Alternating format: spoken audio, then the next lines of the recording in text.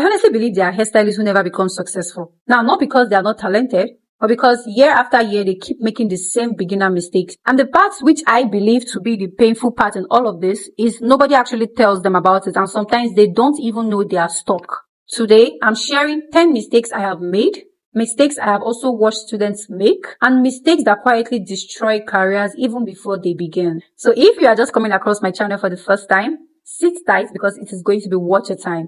And if you are a returning subscriber, thank you so much. And I hope at the end of this video, we are all impacted.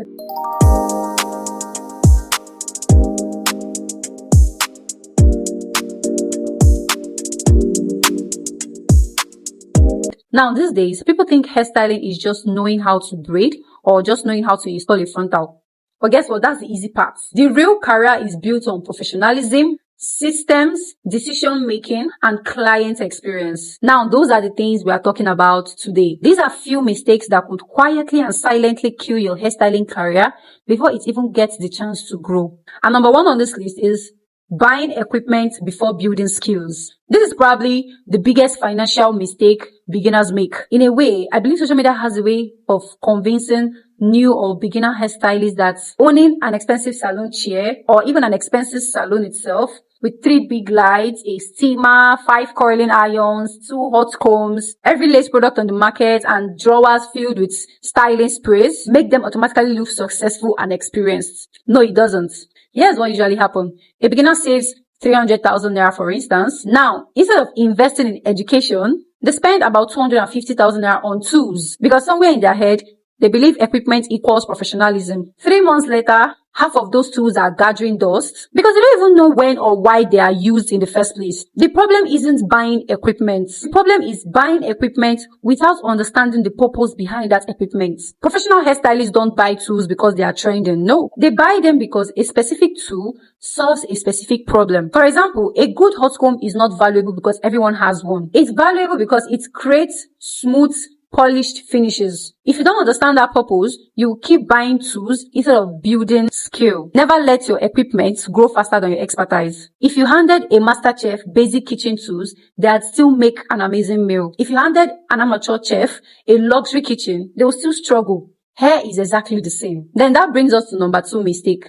Learning hairstyles without actually learning hair. This is where most beginners get stuck. They are obsessed with recreating what they see online. I want to learn this ponytail. I want to learn this bun. I want to learn this bridal look. But they skip the foundation. They never ask questions like, why does this hairstyle work? Why did the stylist choose to use this particular product? What hair texture was this designed for? Because when you copy hairstyles, you are only memorizing steps. But when you understand hair, you can solve all manner of hair problems. Because imagine a bride walks into your salon and says, I want this particular hairstyle. You copy it exactly, but her hair density is different. Her head shape is different. Her frontal is different. The weather is humid. And now you are frustrated because the tutorial didn't prepare you for this particular reality. Professionals don't memorize styles. They understand principles. That's why they can adapt. So the lesson here is don't chase hairstyles. Don't be so glued to learning how to recreate the hairstyles. Study the science, the logic, the technique behind them. The third mistake,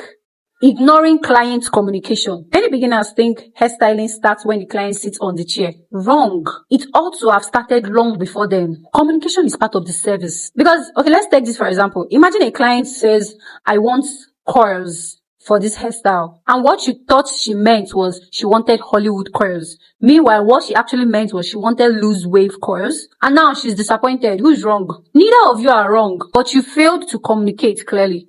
Professional hairstylists ask detailed questions before touching your hair. They ask questions like, is this hairstyle for a wedding or for another event? What do you dislike about the previous hairstyles you've had? Will you be indoors or outdoors? How long do you need this to last? Are you comfortable with heat?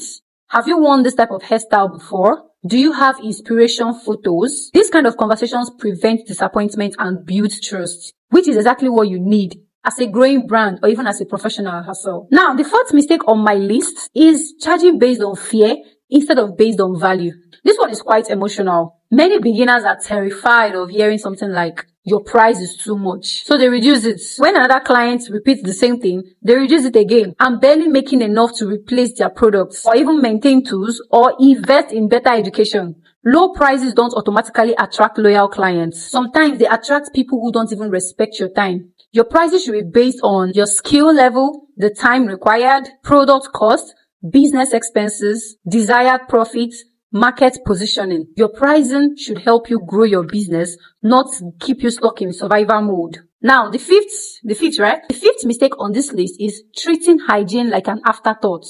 This isn't just about cleanliness. This is about trust. Imagine walking into a salon and noticing hair from the previous client still on the floor, dirty combs, a stained towel, used pins still littered on the table. Even if the stylist is talented, in a way your confidence still tends to drop. Clients notice these things even when they don't mention them. Professional habits include sanitizing tools after every client, washing towels regularly, keeping the workstation organized. This is not negotiable. Disposing of used blades safely, cleaning brushes and combs thoroughly, washing hands before working. As simple as these things look, it makes you come across as a professional. Hygiene isn't an extra service. It is the minimum standard. Now, the sixth one on the list is almost similar to the second one, but I'm going to be explaining it in details. Copying hairstyles without understanding the technique behind them. This is probably one of the biggest reasons many beginners stay beginners for years. And before you misunderstand me, I'm not saying tutorials are bad. I'm not saying inspiration is bad. I'm not saying you shouldn't save hairstyles you admire. We all do that. The problem starts when your learning process stops at copying. Today, because of TikTok, Instagram, Pinterest, and YouTube Shorts, you can save hundreds of hairstyles in one afternoon. A bridal updo, a slick ponytail, a Hollywood wave. You can save them all. Then your goal becomes, how do I recreate this hairstyle exactly? But here's a question very few beginners ask. Why did that hairstyle work in the first place? That's the difference between someone who copies hairstyles and someone who understands hairstyling. Now, let me explain further. Imagine you watch a tutorial where a stylist sprays a product before curling the hair. Most beginners will simply copy that step. Spray and then curl, right? But a professional will pause and ask, why did she spray that product first? Was it for heat protection? Was it for hold? Was it to reduce frizz? Do you see the difference? One person is busy memorizing steps. The other is busy understanding decisions. And hairstyling is really a series of decisions. Every section you create, every product you choose, every comb you pick, every amount of heat you apply, every pin you place, every decision has a reason behind it. That is why two hairstylists can follow the same tutorial but produce two different results entirely. One understands the technique, the other one only remembers the steps. Just needed to understand at this point that real confidence in hairstyling does not come from memorizing tutorials. It comes from understanding techniques and principles, okay? The best hairstylists in the world don't know every hairstyle. They just understand hair so well that they can create solutions they've never seen before. Now, that's the level I want you to aim for. Don't become a hairstylist that needs a tutorial for every new client. Become a hairstylist who understands the craft deeply enough to create beautiful work, even when there's no tutorial to follow. That's when you stopped copying and you started thinking like a professional. Now, the seventh mistake a lot of beginner hairstylists make is trying to master every hair service at once. Before we proceed, I just need to hold on to this. Hairstyling is not one giant skill. Hairstyling is very broad, okay? Let's continue. Now, imagine 1 week you are learning braids, next week you are learning coloring, then wig making, then nails, then makeup. Now, instead of becoming excellent at one thing, you become average or even bad at many. When you are starting out, depth beats breadth. Like, depth beats breadth, if you know what I mean. Master one area thoroughly before expanding. Specialization helps people remember you. If someone asks, who do you recommend for bridal hairstyling? You want your name to come up immediately. So please stay one place, okay? Now, that leads us to the eighth mistake on this list, failing to document your growth. Some beginners think like this: I'll start posting when my work is good enough. I'll start posting when I am perfect. Guess what? That day never comes. Your first clients won't know how much you've improved if you do not document your process. Take pictures, record videos, share your process. Your portfolio is your proof of work. And don't only post your finished hairstyles. Show preparations, show consultations, show behind the scene moments and lessons you've learned. People buy into growth as much as they buy into results. Now, the ninth mistake on this list is you have no boundaries with clients. Many beginners confuse being kind to saying yes to everything. They accept last-minute changes. They tolerate repeated lateness to appointments. They answer messages at midnight. They allow constant rescheduling without consequences. Over time, resentment builds. You should understand that professionalism includes healthy boundaries. You should be able to set clear policies on appointments, deposits, lateness, cancellation fees, and even after-hours communication. Boundaries don't push good clients away. They help create a respectful relationship where expectations are clear. Take note of that.